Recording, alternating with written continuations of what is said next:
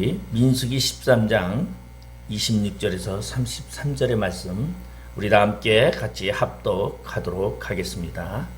바람강야 가데스에 이르러 모세와 아론과 이스라엘 자손의 온 회중에게 나와 그들에게 보고하고 그 땅에 가히를 보이고 모세에게 말하여 이르되 당신이 우리를 보낸 땅에 간즉 가령 그 땅에 젖과 꿀이 흐르는데 이것은 그 땅의 가일이니이다.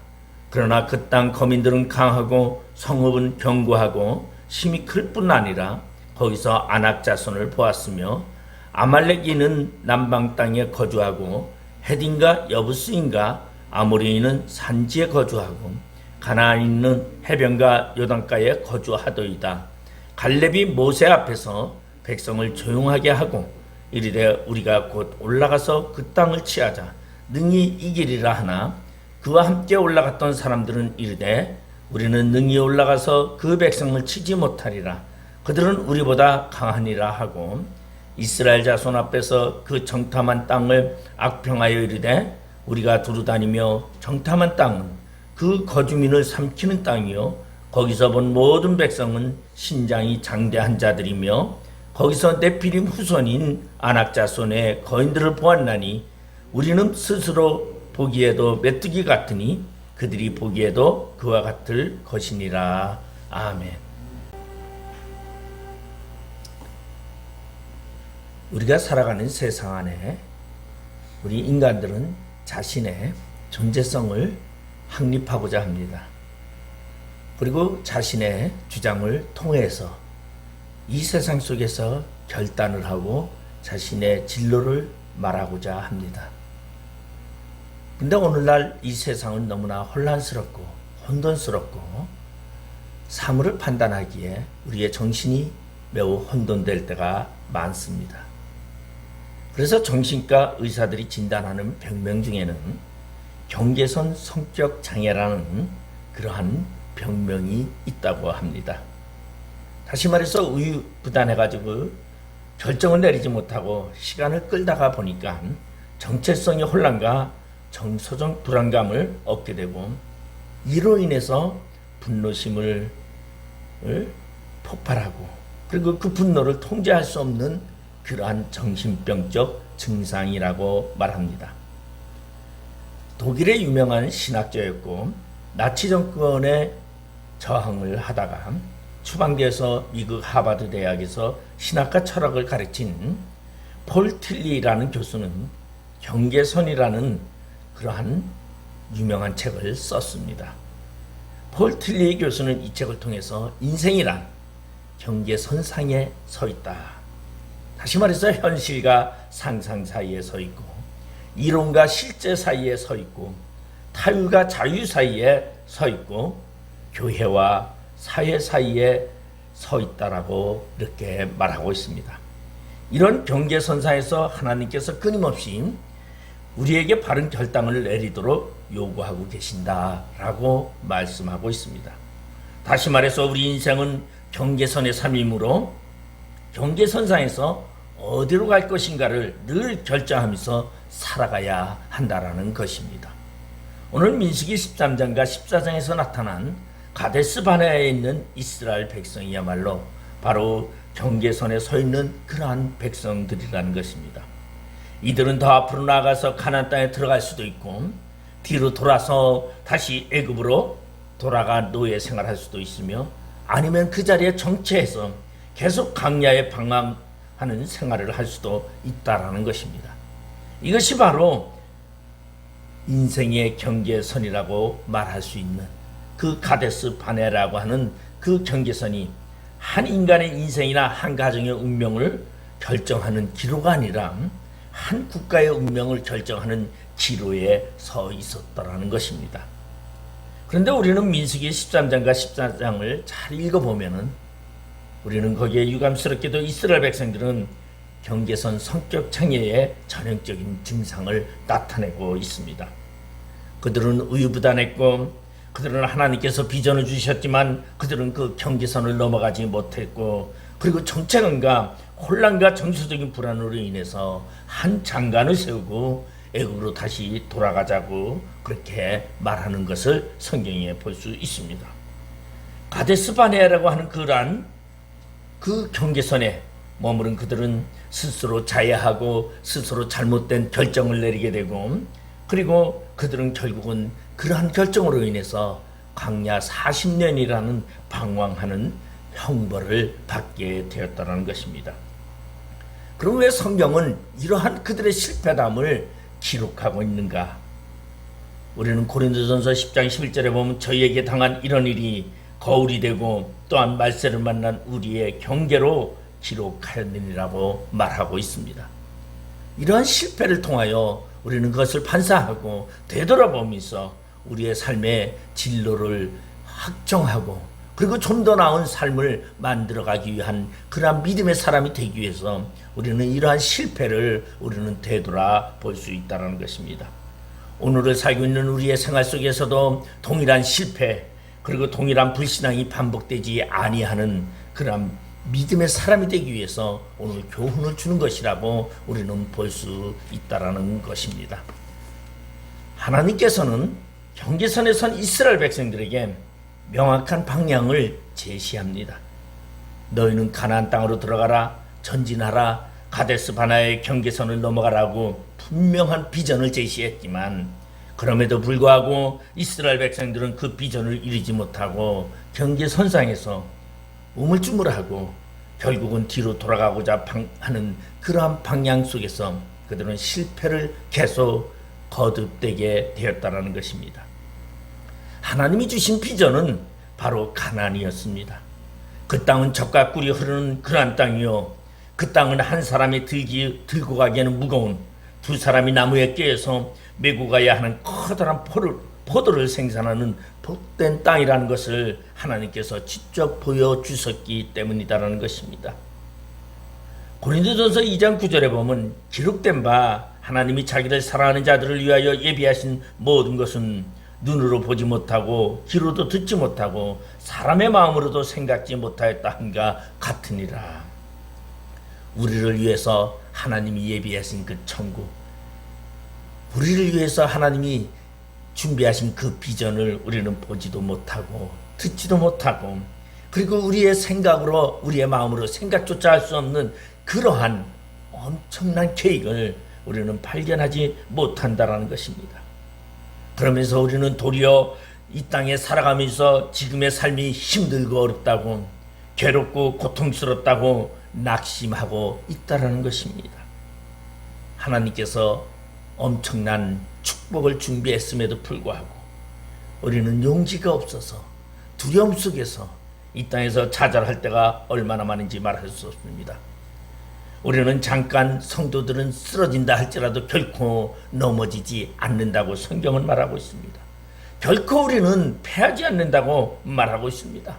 왜냐하면 하나님이 우리 앞을 친히 인도하시며 우리 곁에 계시기 때문이다라는 것입니다. 하나님이 준비한 그런 가나안 땅이 우리 앞에 있기 때문이다라는 것입니다. 우리는 이 가나안 땅, 축복의 땅을 바라보면서 우리는 하나님이 준비하신 그 계획을 바라보면서 늘 용기를 얻고 힘있게 오늘의 삶도 달려갈 길을 다가는 우리 모두가 되기를 바랍니다. 모세가 하나님의 명을 받아서 12명의 정탐꾼을 파송합니다. 그리고 파송할 때에 그들에게 3가지 사명을 줍니다. 첫째로 그 땅이 비옥한지 척박한지 너희는 살피라고 말하고 있습니다. 그리고 두 번째는 그 땅의 농산물을 탐지하라고 말했습니다. 그 땅 위에 수목들은 제대로 자라고 있는지, 그리고 실과가 있다면 그 실과는 한번 가져와 보라고 말합니다. 세 번째는 그 땅의 거민들을 살펴보라고 말합니다. 그 거민이 강한지 약한지 아니면 많은지 적은지, 그들이 사는 성이 산 위에 있는지 아니면 그들이 살고 있는 성이 담이 쌓여 있는지 아니면 담이 없는 그러한 성인지 모든 것을 살펴보고 오라고 명령을 했습니다. 그런데 이 12명의 정탐꾼은 40일 동안 탐지하고 돌아와서 모세에게 보고합니다. 그 내용이 오늘 본문 27절에 보면 모세에게 말하여 이르되 당신이 우리를 보낸 땅에 간즉 가령 그 땅에 젖과 꿀이 흐르는데 이것이 그 땅의 과일이니이다. 오늘 갈렙과 여호수아는 포도송이를 나무에 꿰어서 메고 왔습니다. 에스골 골짜기라고 하는 그곳에서 포도송이를 가져왔는데 얼마나 큰지 한 사람이 들 수 없고 두 사람이 나무에 꿰서 메고 올 정도로 크다라는 것입니다. 다시 말해서 에스골 골짜기라는 그 말은, 에스골이라는 말은 히브리어로 포도송이라는 그러한 말입니다.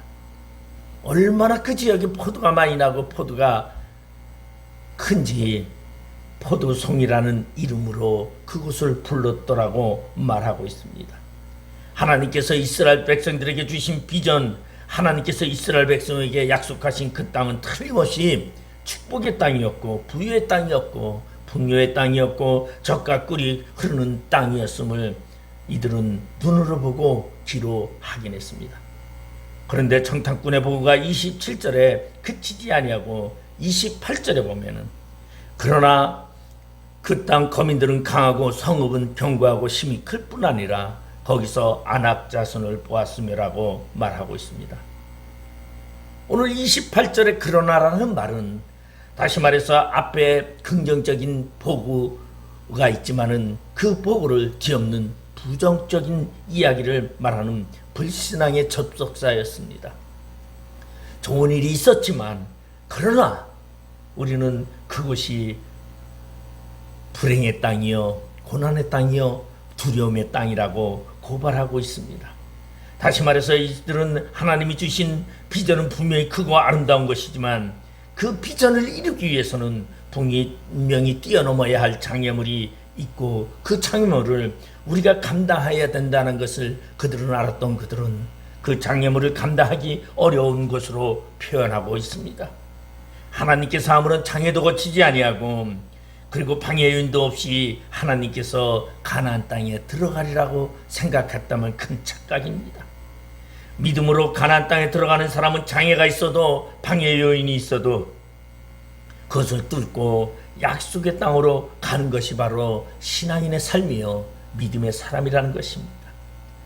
우리는 우리의 삶 속에 환난과 고난과 역경이 없다고 생각하면 큰 오산입니다. 그런 것이 있다 할지라도 하나님이 우리와 약속하셨기 때문에 약속하신 하나님의 그 말씀을 우리는 부여잡고 우리는 그 땅을 바라보면서 나가야 한다는 것입니다. 여러분, 신약에 보면 사도 바울은 1차 선교 여행을 할 때 루스드라에서 큰 환난을 받았습니다.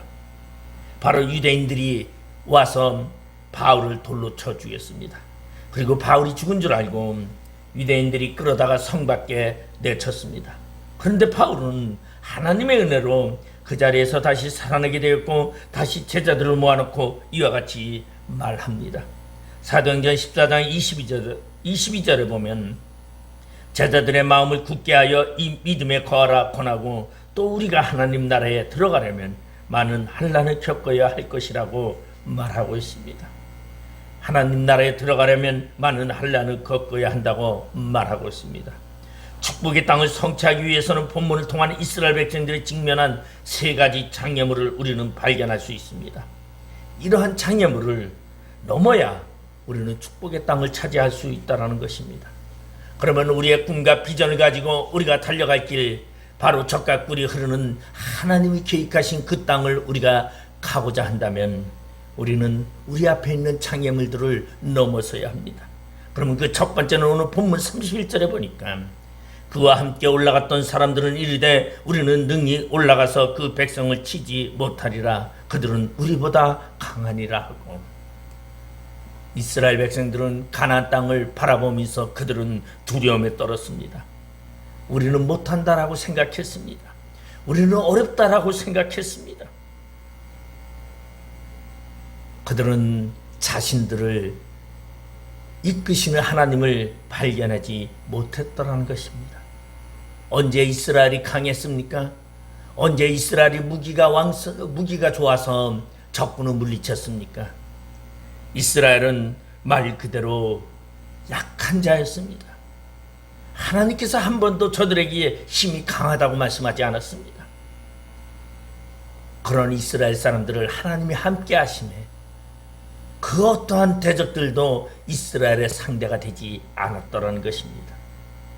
오늘 우리의 삶 속에 우리가 강해서 우리의 환경을 이기는 것이 아니다라는 것이, 하나님이 우리와 함께 하시기 때문에 우리는 그러한 장애물을 이길 수 있었고, 우리는 하나님의 능력으로 말미암아 이 세상을 이길 수 있었다라는 것입니다.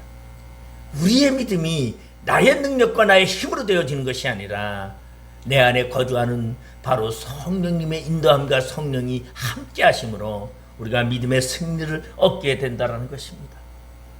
그렇기 때문에 우리는 부정적인 태도를 갖지 말아야 합니다. 그래서 우리는 그러한 이야기를 많이 합니다. 긍정의 힘이 사람을 성공하게 한다는 것입니다. 바로 믿음에도 하나님을 의지하는 긍정의 믿음을 가져야 합니다. 부정적인 것을 가지면 안 됩니다. 그런데 특별히 우리나라 국민들은 부정적인 요소가 너무 많습니다. 긍정을 바라보기보다는 부정을 바라보는 경우가 너무나 많다라는 것이죠. 아마 그 이유는 우리 민족이 많은 외세의 침입을 당해서 그로 인한 만들어진 환경이 아닌가 생각을 합니다. 그래서 우리는 좋은 일이 있어도 많이 먹고서도 배불러 죽겠다 그렇게 얘기합니다. 배고파 죽겠다. 그런가 하면은 좋아서 죽겠다 그렇게 얘기를 합니다. 죽겠다라는 표현이 너무나 우리는 자연스럽게 많이 나오고 있습니다. 그것은 환경과 조건이 좋았다기보다는 나빴기 때문에 죽는 것이 복이다라고 생각했던 그러한 생각이 존재하고 있었기 때문이다라는 것입니다. 우리 신앙에서도 이러한 부정적인 요소를 버려야 합니다. 언제나 우리는 기쁨을 가지고 우리는 긍정적인 마인드로 하나님을 의지하고 하나님을 바라보며 살아가야 합니다. 오늘 본문 32절 33절에 보면은 이때 이스라엘 백성들의 그들의 부정적인 모습을 우리는 잘 볼 수 있습니다. 이스라엘 자손 앞에서 그 정탐한 땅을 악평하여 이르되 우리가 두루다니며 정탐한 땅은 그 거주민을 삼키는 땅이요 거기서 본 모든 백성은 신장이 장대한 자들이며 거기서 네피림의 후손인 아낙 자손의 거인들을 보았나니 우리는 스스로 보기에도 메뚜기 같으니 그들이 보기에도 그와 같을 것이니라고 기록되어 있습니다. 물론 가나안 땅에는 거인들이 소수의 무리였을 것입니다. 그런데 그들은 이렇게 말하고 있습니다. 거기서 본 모든 백성은 신장이 장대한 자들이라고 이야기하고 있습니다. 다시 말해서 모든이라는 단어를 가장해서 쓰고 있다는 것입니다. 과연 가나안 땅의 모든 백성이 신장이 장대하였을까요? 우리는 생각해 볼 문제입니다. 물론 거인들이 몇 명쯤 있었을 것입니다. 그런데 심각한 문제는 몇 명 정도 사실을 가지고 가장해서 모든 백성이 보는 앞에서 정탐꾼들은 모세에게 이렇게 보고하고 있다는 것입니다. 모든 가나안 사람들은 장대하고 그리고 그들은 또한 자신들을 비하하는데 어느 정도로 비하하냐면은 자신들이 보기에도 스스로 보기에도 메뚜기 같다고 비하하고 있습니다. 메뚜기 같은 뿐만 아니라 하나님의 존재성을 발견하지 못하고 자신들의 처지 속에서 사로잡혔다는 것입니다. 오늘날 우리가 살고 있는 이 세상 속에서 우리는 우리의 환경 속에 함몰되어서 하나님을 발견하지 못하고 스스로 자기 자신을 비하하지 않고 있는지 우리 자신을 돌아봐야 한다는 것입니다. 가나안 거민들이 과연 이스라엘 백성들을 메뚜기처럼 생각하고 있었을까요? 가나안 거민들은 지금 이스라엘 백성들이 가나안 땅에 들어온 것을 두고 두려워하고 있는데 도리어 그들 앞에서 그들은 자신들이 메뚜기 같다고 비하하면서 가나안 땅의 사람들을 두려워하고 있었다는 것입니다. 이 말은 다시 말해서 하나님의 존재성을 발견하지 못하고 자기 비하적인 불신앙적인 생각이라는 것입니다. 신앙 있는 사람은 언제나 긍정적인 태도 그리고 진취적이어야 합니다. 우리가 살아가는 데 있어서요 꼭 진취적이고 긍정적인 말만 가지고 살아갈 수는 없을 것입니다. 제가 지난 금요일 날 우리 인천 지방법원에서 재판을 받았습니다. 그런데 우리 목사들 4명을 앉혀놓고서 검사가 목사 1인당 300만 원씩 부형을 때렸어요. 그래서 이제 10월 1일 날 판사가 판결하기로 되어 있는데 제가 가만히 보니까 황당하더라고요. 그래서 우리가 가볼 때 보편적으로 시설을 제공하고 한 사람은 300이고 참여가지고 150이고 그렇게 하고 그 다음에 1인당 참여한 사람은 10만 원씩이라고 그렇게 얘기를 했는데 그렇게 이제 했더라고요. 물론 검사는 최고의 부형을 저거 하는 거죠. 근데 우리 재밌는 것은 뭐냐면 그 소리를 듣고 우리가 이제 재판장을 나와서 이제 같이 점심을 먹으면서 하는데 걱정들을 합니다. 왜?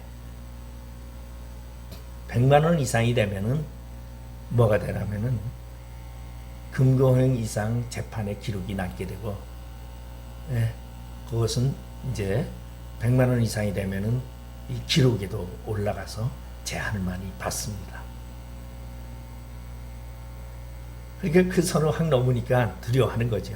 벌금 몇십만 원은 그냥 내면은 그 상관이 없는데, 근데 그때 생각하는 사람의 모습이 다 다르다는 것입니다.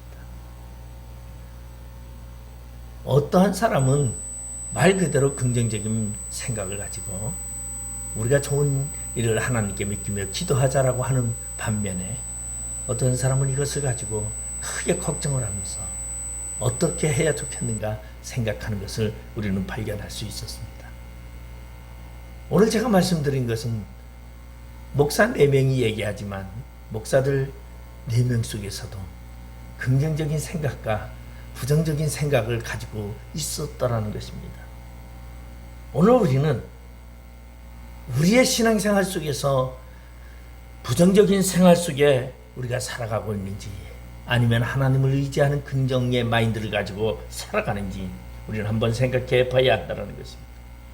오늘 이 정탐꾼들은 가장법을 악용해서 이스라엘 백성들을 낭망하게 만들고 있었습니다.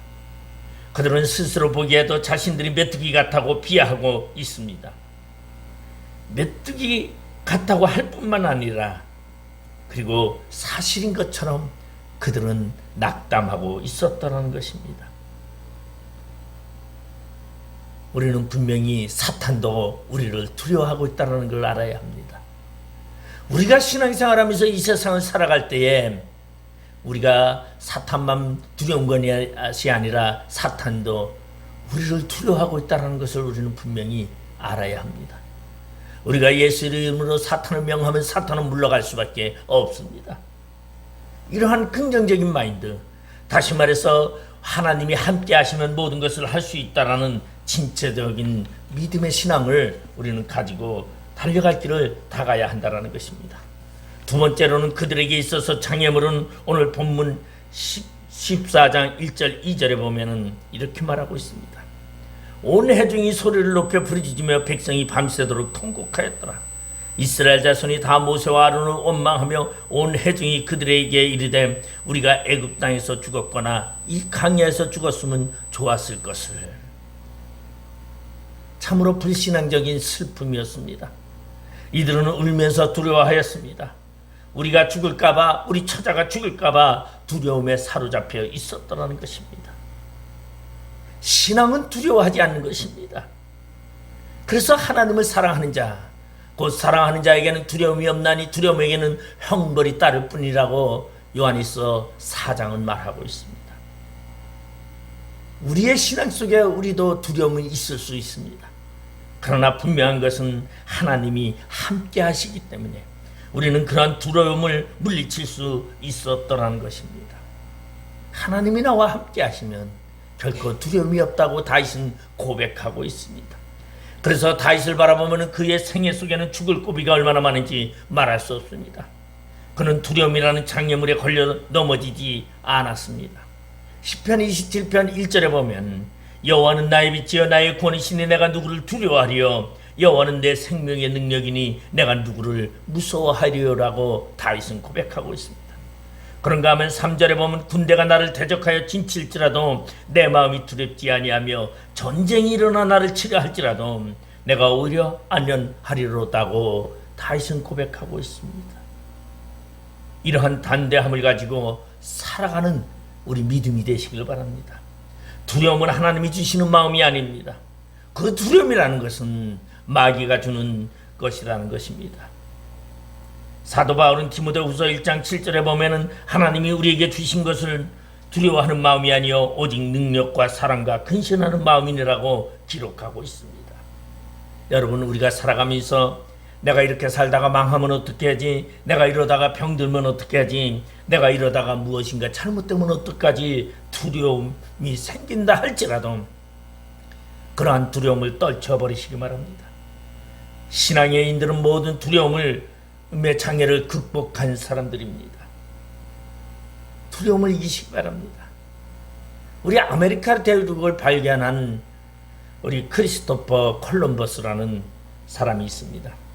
그는 1492년 10월 12일 날 아메리카 대륙을 발견했는데 그는 인도로 가기 위해서 영국에 그는 있으면서 왕에게 배와 선원들을 달라고 요청을 합니다. 그때만 해도 그 당시에 많은 사람들은 이 지구가 둥글다고 생각하지 않았습니다. 이 지구가 평평할 것이고 그리고 저 바다 끝에 가면은 낭떠러지가 돼서 전부 낭떠러지에 떨어져 죽을 거라고 생각했습니다. 그래서 대다수의 많은 사람들은 인도까지 가는데 육로를 통해서 갑니다. 그런데 이 콜럼버스는 배를 영국의 왕을 통해서 배를 받고 그리고 선원들과 함께 그리고서는 항해를 합니다. 아메리카 땅을 발견하기 하루 전날까지도 선원들은 두려움에 떨었습니다. 그리고 돌아가자고 배 안에서 난동을 부렸습니다. 그러나 콜럼버스는 그 두려움에 결코 떨지 아니하고 당당히 그는 나가 신대륙을 발견하는 신기원을 이루게 되었다는 것입니다. 바로 두려움을 이겨낼 수 있는 것은 아무것도 없습니다. 오직 믿음의 용기만이 우리는 두려움의 경계선을 넘어 하나님의 축복의 땅에 이를 수 있다는 것입니다. 여러분, 신앙생활하면서 두려움이 있습니까? 여러분, 이 두려움의 경계선을 넘어 하나님이 계획한 축복의 땅이 있다는 것을 생각하고 여러분 두려움을 극복하시기를 바랍니다. 세 번째로는 오늘 14장 4절에 보면 이에 서로 말하되 우리가 한 지휘관을 세우고 애굽으로 돌아가자 하매 우리는 종종 우리의 환난과 역경과 고난 속에서 우리는 그것을 피하기 위하여 그 자리를 피하는 경우가 너무나 많습니다. 오늘 이스라엘 백성들도 우리가 돌아가자, 이 자리에서 벗어나 다시 옛날에 애굽에 있었던 그 땅으로 돌아가자라고 생각합니다. 이것은 무엇이었습니까? 모세와 아론의 그 말에 반항하는 것이었습니다. 하나님이 주신 그 가나안 땅에 그들은 정복하지 못하고 두려움 때문에 그들은 반항하고 있다는 것입니다. 우리 신앙 안에서 여러분 하나님께 반항하는 것이 가장 무서운 일이요 가장 안 좋은 일이라는 것입니다. 하나님이 가라 하시면 여러분 순종하며 가는 길이 바로 축복의 길이요 하나님의 계획 속에서 아름다운 비전의 길이라는 것입니다. 우리 신앙인들은 하나님께 반항하는 것이 아니라 순수히 순종하며 나아가는 것입니다. 우리는 종종 가출하는 아이들의 이유를 우리는 살펴볼 수 있습니다. 그들이 부모를 떠나 집을 떠나는 이유는 바로 반항심 때문입니다.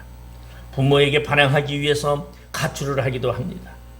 그리고 그들이 그 가출을 하고 그들이 행복하게 살아가는 것이 아니라 많은 힘듦과 어려움을 살아가고 있다는 것입니다.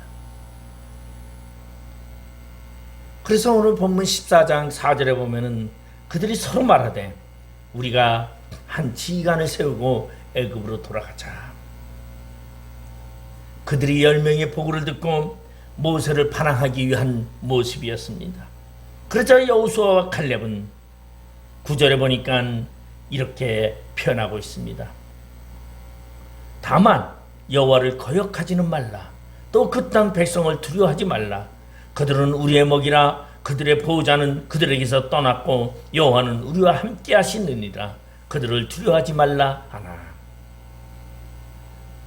오늘 그들이 돌아가자고 하는 이 불순종, 반항에 대하여 여호수아와 갈렙은 하나님을 거역하지 말라고 이야기하고 있습니다.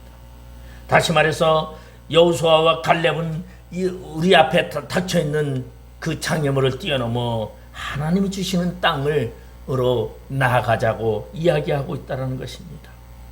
다시 말해서 하나님의 말씀에 순종하여 우리가 살고 있는 이 두려움의 경계선을 뛰어넘자는 것입니다. 하나님의 말씀에 반항하는 그 반항심을 넘어서자는 것입니다. 여호수아 갈렙은 두려워하지 말고 반항하지 말고 메뚜기 의식을 갖지 말자는 것입니다.